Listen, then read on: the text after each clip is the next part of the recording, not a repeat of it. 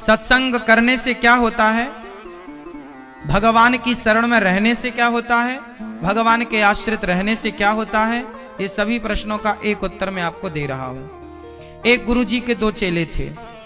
एक चेला था अच्छा, एक चेला था बुरा।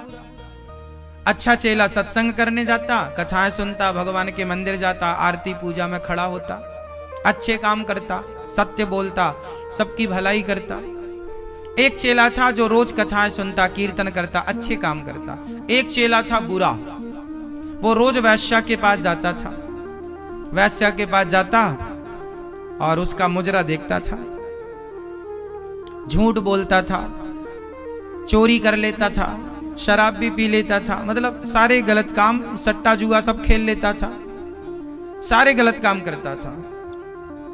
एक चेला था जो सारे अच्छे काम करता था और एक चेला था जो सारे, समझ में आ रही है बात? एक चेला सारे अच्छे काम करता था और एक चेला सारे गलत काम, बुरे काम करता था। एक दिन घटना घट गई दोनों के साथ।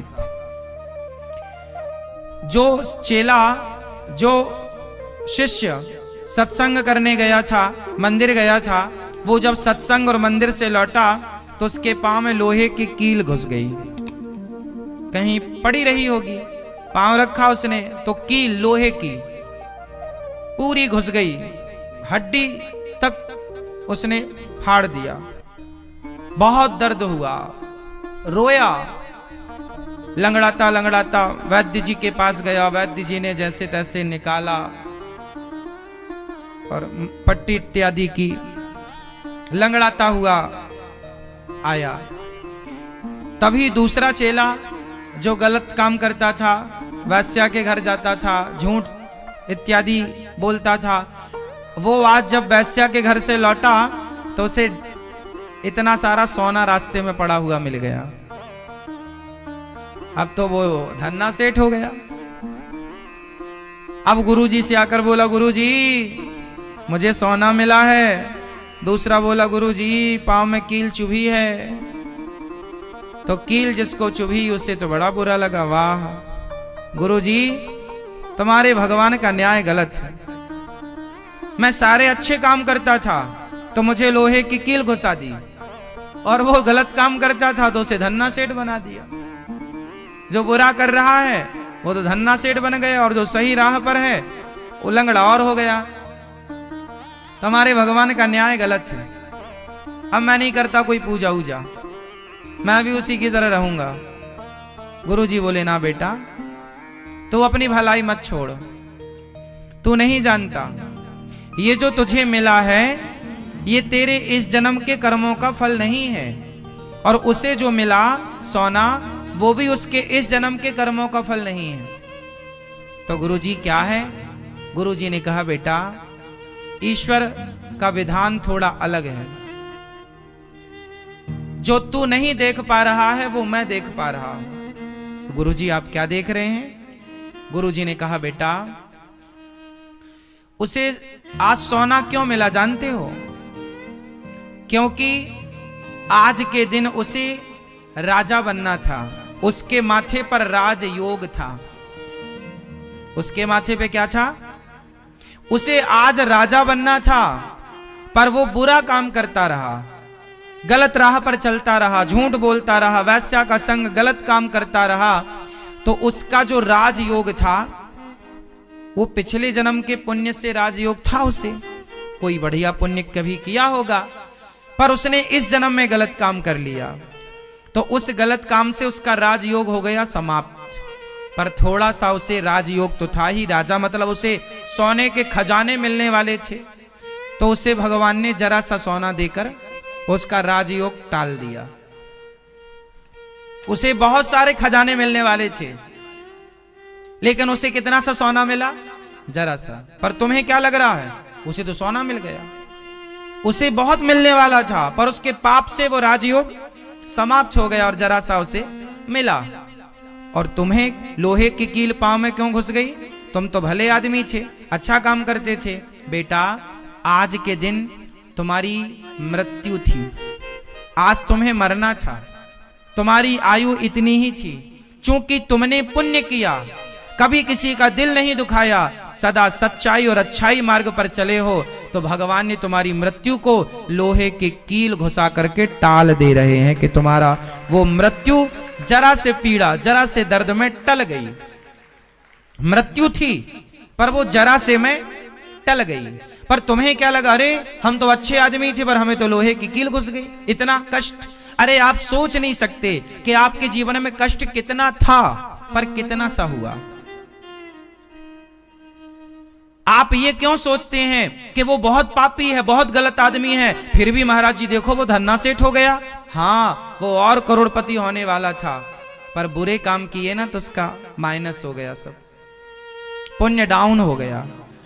हर व्यक्ति सुख या दुख अपने, आपको क्या लगता है कि हम तो आज अच्छा का, हमने आज तो महाराज जी किसी के साथ गलत नहीं किया, फिर भी हमारे साथ गलत हो रहा। हाँ, आज नहीं किया ना, पिछला भी तो आपके संग है।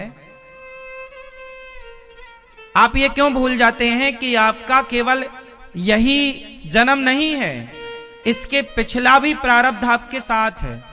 उदाहरण से समझो, एक ही तारीख में 2 बच्चे पैदा हुए। 1 जनवरी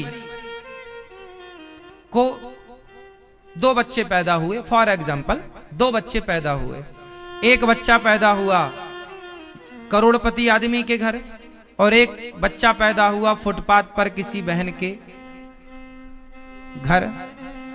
जो करोड़पति के घर पैदा हुआ वो तो सोने के झूले में झूला झूलता है, सोने के चम्मच से दूध पीता है, और जो यहाँ फुटपाथ पर पैदा हुआ है उसकी माँ के पास लकड़ी का झूला तक नहीं है। साड़ी इस तरफ बांधती है, पेड़ पर उस तरफ बांधती है, साड़ी पर लिटाकर बच्चे को झूला झुलाती है, पीठ पर बांध लेती है बच्चे को, मजदूरी करती रहती है।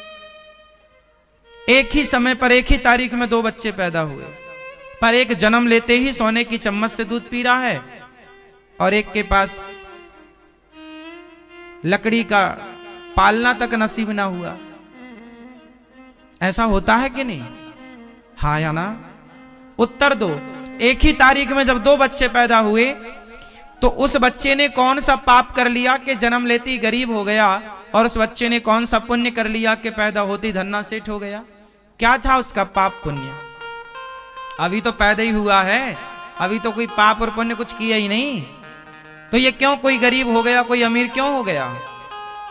उत्तर, वो पिछले जन्म के पुण्य से, उसने पिछले जन्म में पुण्य किया था तो जन्म लेते ही अमीर, और ये जन्म लेते ही गरीब क्यों? क्योंकि वो पिछले जन्म के पाप लेकर आया। तो हम या तो पाप लेकर चलते हैं या तो पुण्य लेकर चलते हैं। पाप हमें सदा दुख देते हैं, पुण्य सदा हमें दुख सुख देते हैं। पुण्य सुख, पाप दुख, यही क्रम है ईश्वर का।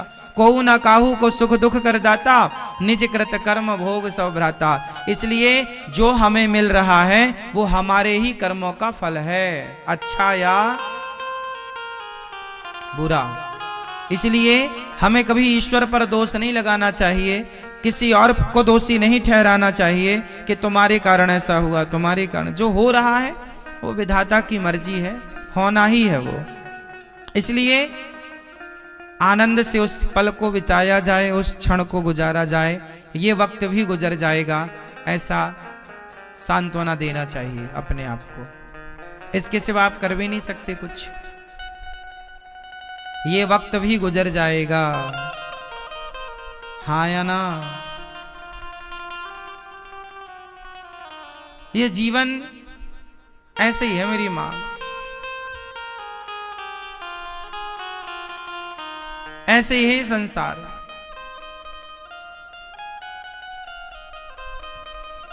इसलिए जो हो रहा है भगवान की इच्छा मानना चाहिए, और आपको केवल अच्छे अच्छे कर्म करने चाहिए।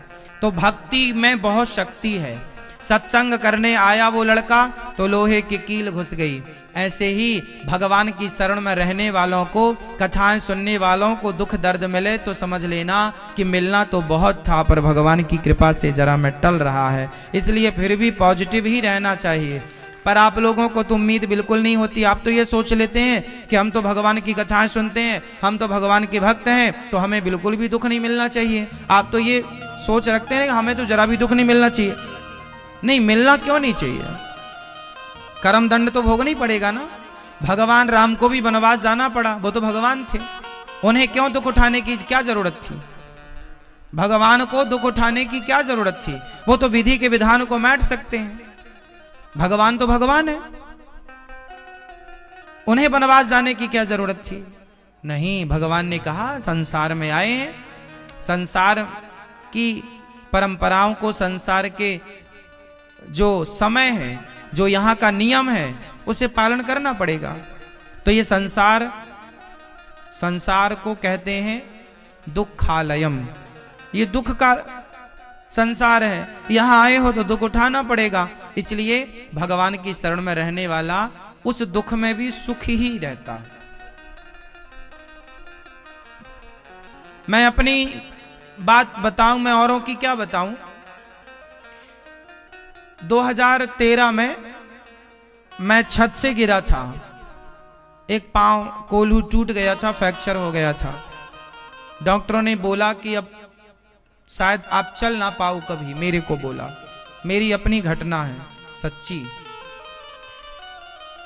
तो मैं डॉक्टरों के पास गया, कोल्हू टूट चुका था, मैं तो बेहोश था। जब मुझे होश आया तो बताया गया कि जब मुझे होश आया तब मेरे पांव में 2-3 ईंट लटक रही थी हड्डी को खींचने के लिए। तो डॉक्टर ने बताया कि आप शायद अब चल ना पाएंगे अच्छे से, चलेंगे तो लंगड़ाते हुए चलेंगे। मैं कुछ दिन वैसाखी लेकर भी चला, 2 वैसाखी लेकर चलता था। फिर भी मैं प्रसन्न था, खुश था। मेरा मित्र मिलने आया, बोला कि तुम इतनी पूजा पाठ करते हो, फिर भी देखो इतना बड़ा हादसा हो गया तुम्हारे संग, तुम्हें बहुत दुख होगा। हमने कहा हमें कोई दुख नहीं है। हमने उससे कहा कि ये बताओ, हम 20-25 फीट ऊपर से गिरे थे, मर भी तो सकते थे, हाँ या ना? पर मरे नहीं। अच्छा, दोनों पांव टूट जाते तो क्या कर लेते, पर टूटा भी एक। तो हमने कहा कि तो भगवान की बहुत बड़ी कृपा है कि मेरे जीवन में आया, मेरी मृत्यु जो आई थी उस मृत्यु को भगवान ने एक जरा से फ्रैक्चर में टाल दिया। तो ये कृपा है ईश्वर की। चलो, माना कि लंगड़ाता रहूंगा तो फिर भी तो जीवन की यात्रा एक पांव से कर लूंगा। पर भगवान की कृपा, जब जीवन में ये संतोष था, भगवान से शिकायत नहीं थी तब भी कि तुमने ऐसा क्यों किया। 2 महीने तक तो बिस्तर पे ही रहा, कोई शिकायत नहीं। भगवान की कृपा से बाद में जब अंतिम एक्सरा हुआ तो डॉक्टर ने बोला कि आप बिल्कुल ठीक हैं। और मैं उसी लंगड़ापन की हालत में मैं बैसाखी लेकर चित्रकूट चला गया और चित्रकूट में कामता नाथ जी की परिक्रमा लगाई उसी लंगड़ापन में। और भगवान की कृपा फिर ऐसी हुई कि बहुत जल्दी वैसाखी भी चली गई और भगवान की कृपा से मैं फिर स्वस्थ पूर्ण रूप से हो गया। कबड्डी भी खेल लेता हूँ, दौड़ भी लेता हूँ और पांव बिल्कुल ठीक हो गया, मजबूत हो गया। कृपा भगवान की है। हम जरा जरा बातों में ना परेशान हो जाते हैं, शिकायत करने लग जाते हैं, ऐसा क्यों, ऐसा क्यों, ऐसा क्यों। हमें भगवान के विधान पर भरोसा नहीं होता। वो जो 2-3 महीने का टाइम पीरियड था जब बिस्तर पर आप थे, उस समय नेगेटिव थॉट आने पॉसिबल, संभव थे, स्वाभाविक थे, आती हैं। उस समय आपकी सोच बिल्कुल अपोजिट हो जाती है, अलग हो जाती है। उस दौरान अपने को संभालना होता है, उस दौरान अपने को पॉजिटिविटी से भरना होता है। उस समय ईश्वर पर विश्वास की आवश्यकता ज्यादा होती है। अभी तो देखो हम लोगों को सबको ईश्वर पर विश्वास है, पर जीवन में जब संघर्ष होता है, जीवन में जब कष्ट आता है, मुसीबत आती है, उस समय जब आपका ये विश्वास बरकरार बना रहे तब आपकी जीत हो जाती है, तब आप जीत जाते हैं। कि आपका विश्वास उस समय भी नहीं टूटा जिस समय में आप पर संकट आया। इसलिए भगवान के भरोसे रहना चाहिए मेरी मां, भगवान के ही आश्रित रहना चाहिए। जब मैं ऊपर से गिरा और बच गया तो मेरे मन में एक सवाल आया कि मैं बचा क्यों। मर भी तो सकता था। तब मुझे इस प्रश्न का उत्तर नहीं मिला था कि मैं बचा क्यों। फिर मुझे अब उस प्रश्न का उत्तर मिल गया। यदि मैं तब मर जाता तो शायद भगवान मुझे जिंदा रखे थे तो मेरे से कोई काम कराना चाहते थे, और वो काम था वृद्ध माओं की सेवा, अन्न क्षेत्र की सेवा। ये जो सेवाएं चल रही हैं, ये सेवा शायद भगवान इस शरीर से कराना चाहते थे। इसलिए उस समय भगवान ने, मृत्यु तो थी, मैं मर ही तो गया, और गिरा मतलब मर भी सकता था। बगल में बड़ा पत्थर था, पत्थर पर ना गिर के माटी में गिरा। तो बचाया, तो बचाने के पीछे उद्देश्य था ना ईश्वर का। तो समझ लो कि आप लोग यदि इस संसार में हैं तो ईश्वर के किसी उद्देश्य की पूर्ति के लिए आप सब हैं। और वो उद्देश्य की पूर्ति क्या है? वो ईश्वर आपसे कोई काम कराएंगे। यदि आप, जैसे माता कौशल्या है, माता कौशल्या के आने का उद्देश्य इस संसार में क्या था? केवल राम जैसे पुत्र को जन्म देना। स्वामी विवेकानंद जी की मां का इस संसार में आने का उद्देश्य था स्वामी विवेकानंद जैसे पुत्रों को जन्म देना। जन्म दिया, अपना काम पूरा किया, चले गए। हर व्यक्ति इस संसार में आया है तो अपना कोई ना कोई उद्देश्य लेकर आया है। आप भी आए हैं ना, तो कोई ना कोई उद्देश्य है आपका।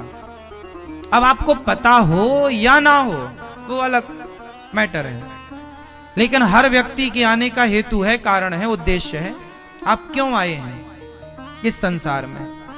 इसलिए इस प्रश्न को अपने आप से पूछिएगा कि आप क्यों आए हैं। क्या समाज के साथ बुरा करने आए हैं, या समाज की सेवा भला करने आए हैं? दूध पीने या शराब पीने आए हैं? क्या करने आए हैं? मेरा तो क्लियर है कि संसार में मैं आया हूं सेवा के लिए, और वही सेवा का कार्य ये दास अनिरुद्ध कर रहा है। मेरा आना सार्थक हो गया। आने का जो उद्देश्य होता है प्रत्येक प्राणी का, वो यही होता है कि हम किसी के काम आ जाएं। बस इस संसार में आने का मूल उद्देश्य है कि हम किसी के काम आ जाएं, हम देश के काम आ जाएं, हम समाज के काम आ जाएं, किसी काम हम आए बस। अब आप सोचिए कि आप किसके काम आ रहे हैं। यदि आप अपने पति के भी काम आ गई तो आपका पत्नी होना सार्थक हो गया। आप अपने बच्चों को सही संस्कार दे पाई, आप अपने बच्चों को सही संस्कार दे पाई तो आपका स्त्री बनकर, मां बनकर आना सार्थक हो गया। तो बस हर व्यक्ति का एक उद्देश्य है। ये सवाल अपने आप से पूछेगा कि आपका उद्देश्य क्या है। मेरा तो क्लियर है, जिसके लिए भगवान ने भेजा वो भगवान मेरे इस शरीर से, वो ठाकुर जी भगवान वो काम करा भी रहे हैं, ये दास कर भी रहा है। अब प्रश्न बस आप अपने आप से पूछिएगा अकेले में। जीवन तो गुजरना है, अच्छा करके भी और बुरा करके भी। कैसे गुजारना है मर्जी आपकी।